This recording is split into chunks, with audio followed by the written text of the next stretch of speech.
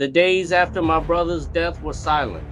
The jungle, which once whispered with life, seemed to mourn with me. Every rustle of leaves, every call of a distant bird, even the wind whistling through the bamboo, it all reminded me of him.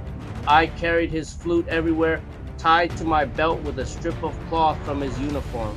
It was the only piece of him I had left. I thought becoming a soldier meant leaving grief behind, but it found me again, and this time it refused to let go. Weeks later, the commander granted me leave to return home for supplies, but the village I arrived in wasn't the home I remembered. Smoke stained the charred remains of houses, and the fields were barren. The laughter of children was gone, replaced by a heavy silence broken only by the soft cries of widows. Old women wove baskets by the ashes of their hearths, while old men stared into the distance as if they could see a past that was no longer there. When I entered our house, my mother was sitting alone by the doorway, her eyes red and hollow. She didn't speak when she saw me, she just stood up slowly, her hand trembling as she reached out and touched the flute hanging from my belt. "This was his," she whispered. "Yes," I said softly. "He saved us all, Mother."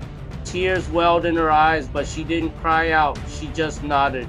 "Then his soul must be at peace, but yours? Your spirit looks lost, my son." I had no answer. Maybe she was right.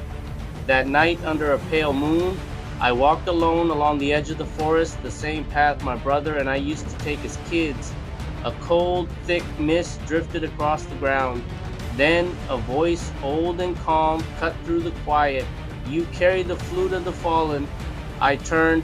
An old man stood in the shadows of a banyan tree. His clothes were simple, but his eyes were sharp and kind. He carried a bamboo basket filled with herbs. "Who are you?" I asked. "A traveler," he replied, "and a watcher of spirits." He glanced at the flute. "That flute still sings, but not for the living. The spirit of its owner lingers." A chill ran down my spine. "What do you mean?" The old man smiled faintly.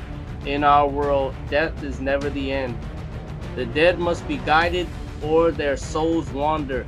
Your brother's courage bound him to this place, but his song isn't finished. You must play it." One last time, he led me to a small clearing. A fire burned low in the center. He placed herbs on the flames and began to chant in Hmong, ancient words I barely recognized. Then he handed me the flute. "Play," he said softly. "Play for him and for yourself." My hands trembled as I lifted the flute to my lips. The first note was a soft cry breaking the silence, then another. The melody poured from my heart, a song of sorrow and love intertwined. I closed my eyes and saw my brother's face, smiling and calm, standing in a gentle light. The entire forest seemed to hold its breath. When the last note faded, the fire flickered. The old man whispered, "Now he can rest. And you, Nyaj, KHWBU, must carry his strength, not his sorrow." At dawn he was gone. Only his walking stick remained by the ashes. I never learned his name, but he gave me peace. He gave me purpose. From that day on, I fought not out of anger or loss, but to protect what was left our people, our stories, our songs. Before rejoining my unit, I placed the flute on my brother's grave. "Your song will never die," I said quietly. "It will live through me and through these hills that remember our names." With that, I walked back into the jungle, no longer just a soldier, but the keeper of my brother's spirit. Thank you for listening to this story. If it resonated with you, please consider liking this video and subscribing to the channel for more content like this. Your support means the world.